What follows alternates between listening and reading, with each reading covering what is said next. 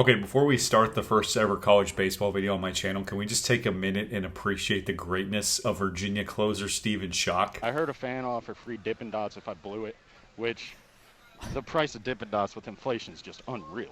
So for a brief moment, I was like, damn, Dippin' Dots sound good. But also I thought in the back of my head, we win today, we win tomorrow, or tonight. We're going to be here another day. That's more per diem. So that means I can buy my own. I absolutely love that guy. He's becoming a cult hero.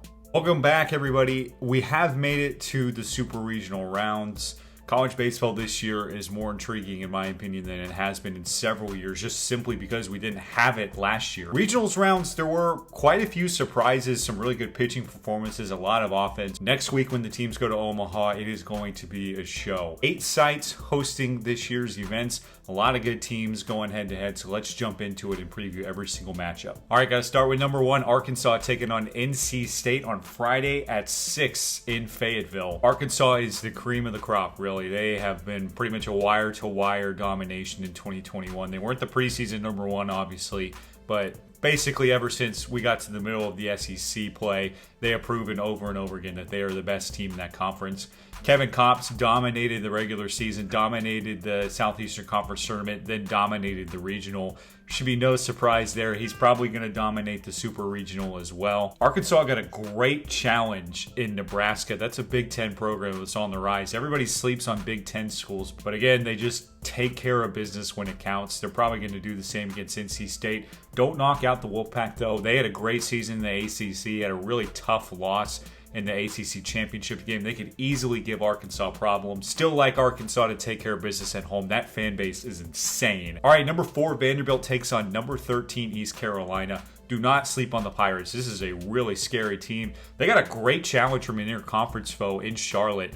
Conference USA was great in baseball this year. Matt Bridges is great out of the bullpen. Connor Norby batting at over 400 this season. They've got a lot of offensive weapons. I'm going to go with Vanderbilt here, especially since it's at Nashville. I don't know why Vanderbilt has been so slept on in really the national picture overall this season. If you have to win a best-of-3 series and you're throwing out Kumar Rocker for Game 1 and then Jack Leiter, you have a great chance to win. Those guys are going to be 1-2 in the MLB draft, or at least I hope so, man. As a Rangers fan, if we don't come up with one of those two, I'm going to be livid. Pitching advantage Vanderbilt, experience advantage Vanderbilt. They've been here 2 years ago. They likely will get back to Omaha again. Baseball powerhouse, the Lubbock Super Regional. They get a really interesting matchup in drawing Stanford. Stanford just keeps the ball rolling. They are always in this spot, it feels like. But they have a great challenge in Texas Tech. They actually outscored their opponents 21-7 in their regional. So the offense is going right now. Tim Tawa got the regional MVP. He had 10 hits and 8 RBI. That guy is unstoppable. Texas Tech is certainly going to have to slow him down if they're going to have any chance to keep Stanford quiet. Still like the Red Raiders to move on. The Tucson Regional, really interesting. Arizona has been one of those teams that's just kind of hung around all season long.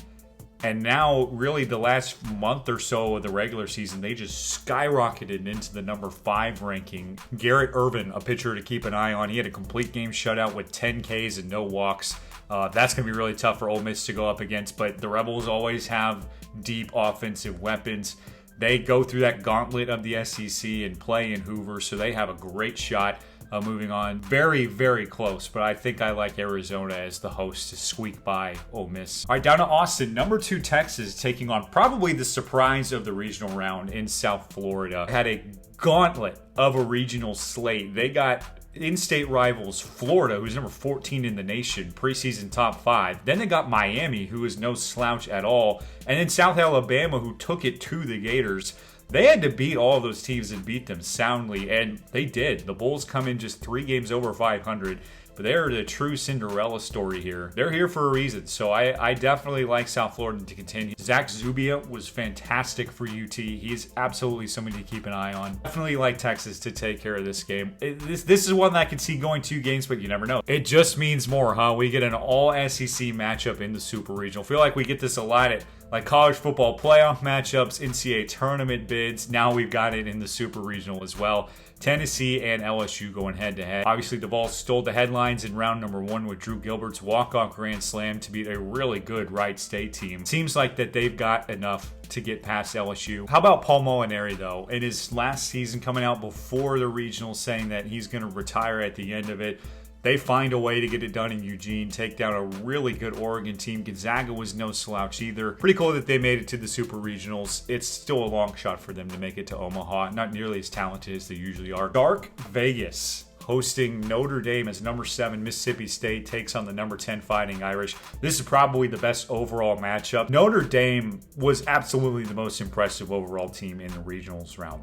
They won a game 26-3 versus Connecticut. Folks, do not sleep on them. They are absolutely national championship contenders. Nico Cavadas, if you don't know the name, get to know it now. 5 home runs in the regional rounds in just 3 days. Pride of Greece, seen a lot of people flocking to him as a fan favorite. He's going to be really tough for Mississippi State to pitch to. I wonder how the Bulldogs are going to respond here, because in the SEC tournament, they obviously had a really rough go of it. So yeah, this one is really intriguing. Still like Notre Dame to advance here, even though Mississippi State's going to give them a great fight. This one seems certain to go 3 games. All right, and then one of the neutral sites, kind of a rare in a super regional setting, Dallas Baptist takes on Virginia. But here Virginia is, again, so much success over the past decade. Bit of a down year this year, and they put it all together. Suddenly, you look up, they win a really challenging regional. Virginia is here, folks, and they're going to be a really tough matchup. DBU, though, has been the Cinderella of this tournament. They went to TCU and beat them at their place, took that regional. Everybody thought the game was over on Monday when DBU was down 5-0 in the Game 7. Yet they rally, and a grand slam culminates it. They knock off a really good Oregon State team that was primed to make another run to Omaha. They have what it takes. The pitching has been a bit of a question, but they really get timely ABs when they need them. Virginia is going to be a very tough out, though. How about Devin Ortiz getting the start for the Cavs and then ending up walking it off with a home run? Very, very close. Right now, I think DBU's got the hot hand. I feel like they could win a 3-game series. Why not help them to Omaha? All right, so those are my picks. Who do you guys have going to Omaha? Really exciting time in college baseball right now. I just love it that all eyes are on the sport. And again, it feels like it has a lot more intrigue than usual just because we missed it so much last year. If you like this kind of content, be sure to let me know in the comments section below as well. A lot more college content coming as we get closer to the college football season. But again, we'll preview the College World Series next week, set you up for that in Nebraska. But enjoy the Super Regionals this weekend, and we'll see you in the next one. My dogs think I'm awesome. My teammates like me, and my friends like me, so I'm going to attack. I'm going to win. Simple.